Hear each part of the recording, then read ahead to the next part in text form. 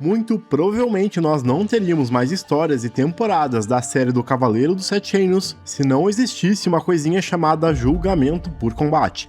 Há pouco tempo vimos que essa manobra política salvou a vida do nosso protagonista e literalmente mudou os rumos da história de Westeros. Mas você aí já parou para pensar porque lá em Game of Thrones, o Ned Stark, ao se ver encurralado pelos Lannisters e traído pelo Mindinho, não fez o mesmo? O Ned vinha de uma família nobre, de uma das casas mais lendárias dos Sete Reinos. Foi criado entendendo as leis dos homens desde criança, e mesmo assim resolveu não apelar para um julgamento. Afinal, por quê? Seria apenas mais uma decisão burra do nosso protagonista lá da primeira temporada, ou será que tem algo escondido aí que ninguém percebeu?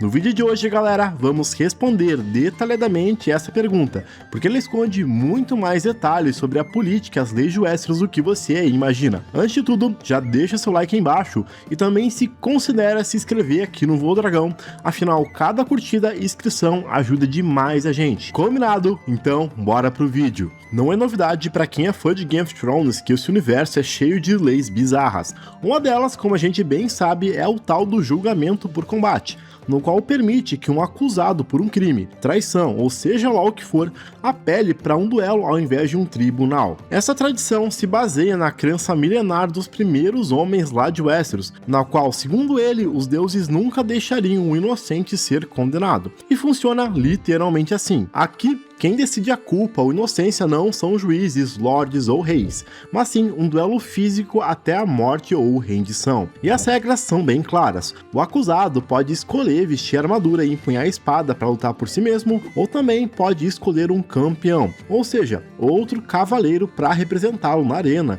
e lutar pela sua inocência. E o que poucas pessoas lembram é que o julgamento por combate é antigo e já foi visto muitas vezes lá em Game of Thrones. E um desses momentos é logo no começo da série, lá no episódio 3, quando o Bronn se oferece para ser o campeão do Tyrion, que estava sendo condenado por traição lá no Ninho da Águia. E acabou que no final das contas, o Bronn conseguiu salvar a pele do personagem, que foi quase dessa para melhor logo no começo da história. Mas para entender porque a situação do Ned seguiu um caminho tão diferente, vale a pena a gente dar um passo para trás e lembrar rapidamente como ele foi parar nessa confusão aí de perder cabeças. Lá no começo da história, o Ned era o senhor de Winterfell e vivia bem tranquilo lá no norte, até que o Robert Baratheon convidou para assumir o cargo de mão do rei. Apesar da resistência da Catelyn, o Ned acaba aceitando e viaja para Porto Real, e logo no começo da história começa a investigar a morte misteriosa do seu antecessor, o Jon Arryn. Foi fuçando nesse desespero que o Ned acaba descobrindo um dos segredos mais cabulosos de toda essa história. O Joffrey, o primogênito da Cersei Lannister com o rei, na realidade não era filho biológico do Robert, e sim um bastardo fruto de incesto. Sem conseguir esconder esse segredo e guiado por aquele senso inabalável de justiça e honra, o nosso Ned entrou em confronto direto com a Cersei Lannister e com Jaime. Como se não bastasse, logo em seguida o Robert bate as botas, e tentando alertar de que o Joffrey era um bastardo e não merecia o trono, o protetor do norte é traído e preso sob a acusação de tentar roubar a coroa. O Ned então é enviado direto para as masmorras da Fortaleza Vermelha, com a perna gravemente ferida e totalmente isolado dos aliados da sua família. E galera, essa última frase é bem importante pra gente começar a entender toda essa história. Como a gente viu, se você não se lembra, a Cersei tenta oferecer um acordo político para ele. Se o Ned confessasse essa suposta traição em público e reconhecesse o Joffrey como seu rei legítimo, a sua execução seria cancelada. Em troca, ele perderia os seus títulos e seria mandado lá para a muralha, para servir a Patrulha da Noite pro resto da vida. Além disso, uma coisa que não fica muito clara e na série que é mais explicado nos livros é que os Lannisters prometem também a segurança das suas filhas, a Sansa e a Arya, que também estavam lá em Porto Real nesse exato momento. E sim, o Ned Stark acaba aceitando os termos dos Lannisters e hoje é tido aí como um dos personagens mais burros de toda a série. E olha, não sou eu que tô falando isso aqui, beleza? São os fãs. Mas voltando pro vídeo, como se não bastasse, o Ned foi levado algemado até o septo de Baelor,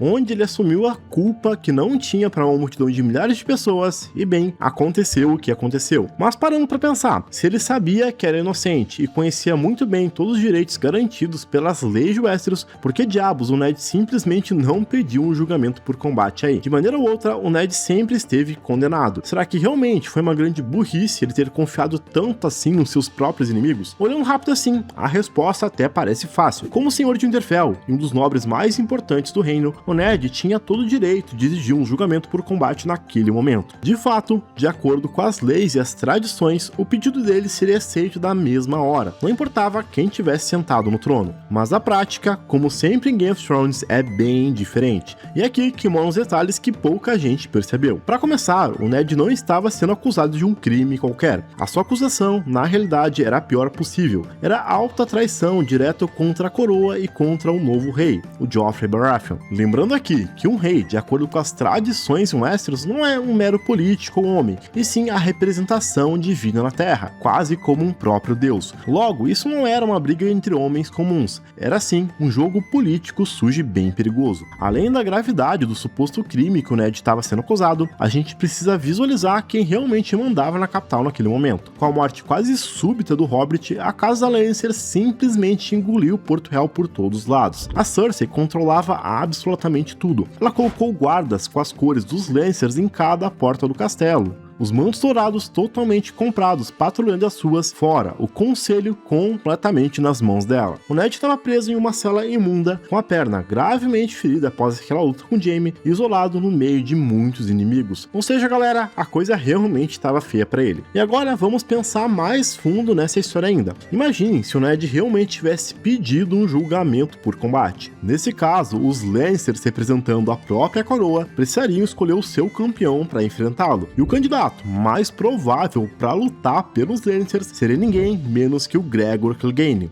o Montanha. Dessa forma, fica aí a pergunta: quem seria o maluco que teria a coragem de ser campeão do Ned Stark, sabendo que enfrentaria esse monstro brutal e praticamente invencível até a morte? Qualquer aliado que se voluntariasse estaria na prática assinando a própria sentença antes mesmo de pisar na arena. E mesmo aí que alguém aceitasse correr esse risco absurdo, o problema do Ned não era só a força do adversário, o peso político daquele duelo também era gigantesco. Supondo aí que o campeão do Ned fosse derrotado, o resultado confirmaria oficialmente a acusação de traição, estrelaria o destino dele ali mesmo. Mas o cenário oposto também seria bem perigoso para a coroa. Se o campeão do Ned vencesse o combate, ele seria declarado inocente pelas leis dos deuses. Isso destruiria a acusação contra ele e daria muito mais credibilidade à denúncia que o Joffrey não era o verdadeiro filho do Robert. Ou seja, permitir aquele duelo colocaria todo o jogo político em risco. O direito ao julgamento por combate existia nas leis sim, mas bater de frente com a coroa numa cidade completamente dominada pelos Lancers simplesmente não era uma opção viável. E mesmo que por algum milagre alguém aceitasse lutar pelo Ned e ainda saísse vencedor,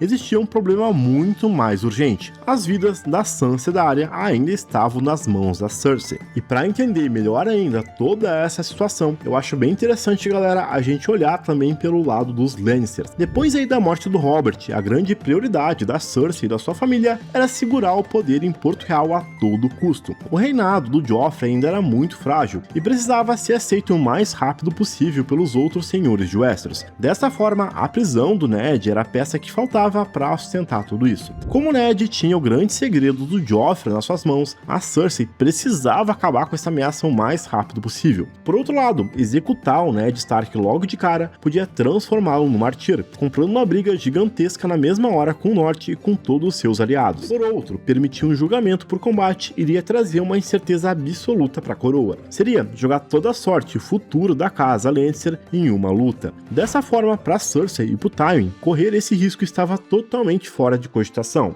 O ponto é que, apesar do Ned estar cercado de inimigos e sem grandes homens, ele era um homem conhecido, famoso, e de fato, as chances eram baixas, mas nada impediria que um grande guerreiro aparecesse para lutar e defender o Ned em combate. Se isso acontecesse, o Ned seria declarado inocente perante a lei dos deuses. Como eu disse, toda acusação de traição perderia a credibilidade na mesma hora, o que daria força total à denúncia de que o Joffrey não era legítimo. O impacto disso para os Lancers, no final das contas, seria devastador. Dessa forma, fica mais claro entender que fechar um acordo nos bastidores para a casa Lannister era 1000 vezes melhor do que qualquer duelo. Fora que, convenhamos, conseguir uma confissão pública de traição era o cenário perfeito, tirava toda a credibilidade das acusações do Ned e confirmava o Joffrey como rei legítimo diante de todo o povo. Para a corte, evitar o julgamento por combate não era só uma questão de força, era a única forma de garantir que a família continuasse no trono sem incendiar os Sete Reinos. Se o Ned Stark fosse um homem, um lorde comum, muito provavelmente seria possível que ele tivesse pedido sim um julgamento por combate, mas a gente sabe que ele não é. A decisão do Ned, galera, na realidade é muito mais profunda. Ela tá ligada muito mais com a sua personalidade e os princípios que sempre seguiram as suas ações. Diferente aí de muitos personagens de Game of Thrones, o Ned nunca foi um político calculista procurando brechas na lei. Ele era, acima de tudo, um homem guiado pelo dever, pela honra e pela responsabilidade com a sua família. Naquele momento, o ponto mais fraco do Senhor de Winterfell não era o medo de perder a própria vida, mas sim a segurança das suas filhas, a Sansa e a Arya. Como eu disse antes, as duas estavam lá em Porto Real nesse exato momento, cercada de inimigos e sob o controle total da corte dos Lancers. Logo, qualquer tentativa de desafiar a coroa ou de aumentar ainda mais o conflito poderia acabar sobrando para as meninas. Com esse perigo rodando, aceitar o acordo dos Lannister do pequeno conselho parecia aí a única saída para proteger a família. Durante as conversas nas masmorras ficou bem claro que a segurança da Sansa dependia da cooperação dele. Para alguém com valores como o do Ned, jogar a própria reputação fora e confessar uma traição que não cometeu era aí um preço justo para se pagar para manter tanto a Sansa quanto a Arya viva.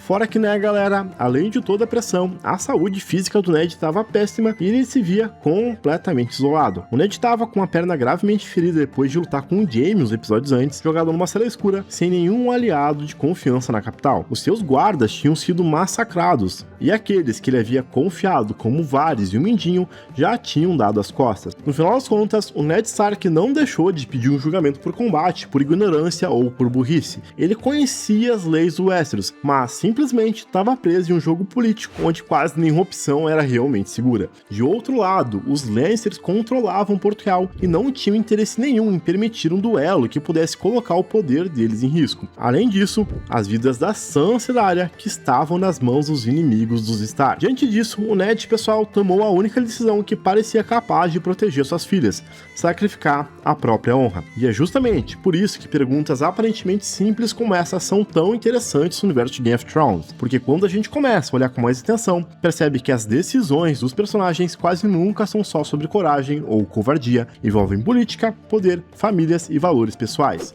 Enfim, deixe nos comentários aí se você ainda acha que o Ned Stark tinha outra opção e ele continua burro. Por hoje era isso, pessoal. Não esqueça a sua inscrição aqui no canal e também de conferir os outros vídeos que eu vou deixar aqui na tela. Até o próximo vídeo, valeu e fui!